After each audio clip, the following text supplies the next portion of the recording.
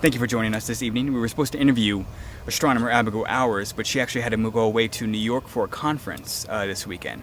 So instead, we actually moved up biologist David Riskin, who is having us here in his backyard at his lovely home, and has agreed to do his interview a week ahead of time in such short notice. So thank you, Dr. David Riskin, for doing this.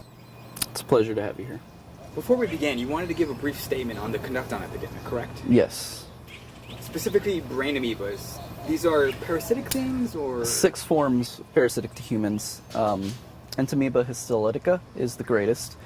It's the one involved in the conducton epidemic. This amoeba causes amoebiasis and dysentery. The raw sewage contaminated water supplies of conducton is what spread it to their human hosts. And inside the brain is where it searches for food and shelter. It has a great warm environment to flourish in, and the amoeba eats the contents of the cell. By some form of cutting fashion? Indeed. It latches on with pseudopods, or literally false feet. It cuts the cell wall and drains it dry. It can't be killed by the immune system because it creates a shell over it called a cyst, which protects it from the immune system. So I think what the public really wants to know is how to prepare against this type of epidemic in the future. Well, to start, you could not let raw sewage contaminate your water supplies. Industrial water companies could be a little more eco-smart. I mean, there's everyday dangers.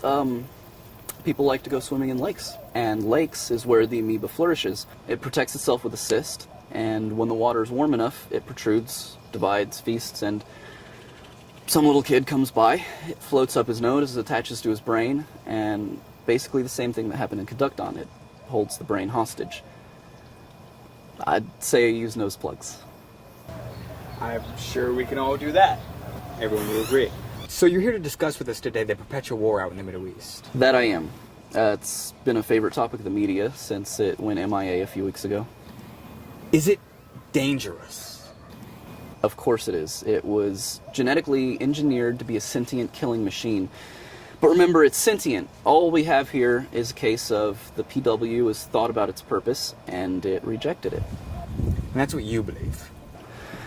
That's what most of us believe happened. I mean, we can't say for certain. However, it was designed to kill, and it was designed to strategize. Therefore, it was designed to be a thinking assassin.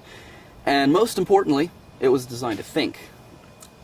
I can't talk about the AI behind it, the computer system. I'm assuming you'll have Seth Jobs on later to talk more about that. But what I can talk about is the biology. Essentially, it's an orb, a plasma orb. This allows it to respond in the electromagnetic field and therefore manipulate the world around it. Its source is a nano-sized quantum computer. It floats at the orb's center, controlling the plasma movements. The source is called the quada. It's essentially the brain of the creature.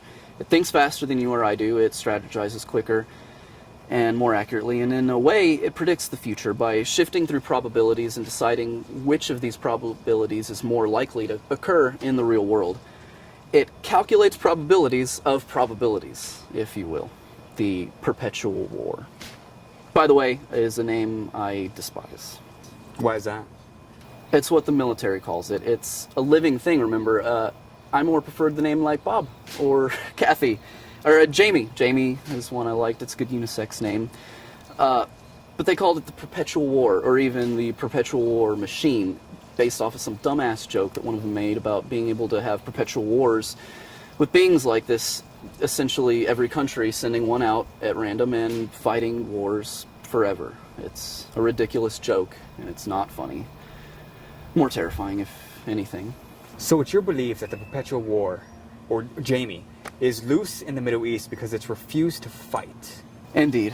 It seems to be logical. It's possible that it's part of some crazy murderous plan, but it's my optimistic opinion that it just refuses to fight. And human wars, good for it. Why'd you help create the creature if you're against what it's designed to do? In hopes, actually, that something like this might happen. I'm a scientist, and sometimes I know I act naively. Why did Oppenheimer participate in the atom bomb? It sounded as if they were doing a service to humanity.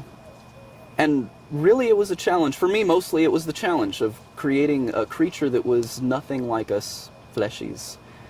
And I always kept the purpose in the back of my mind, hoping that when it was done there would be no need for it. Naive, I know. But it doesn't seem like Jamie's let me down. But I don't know, we'll see.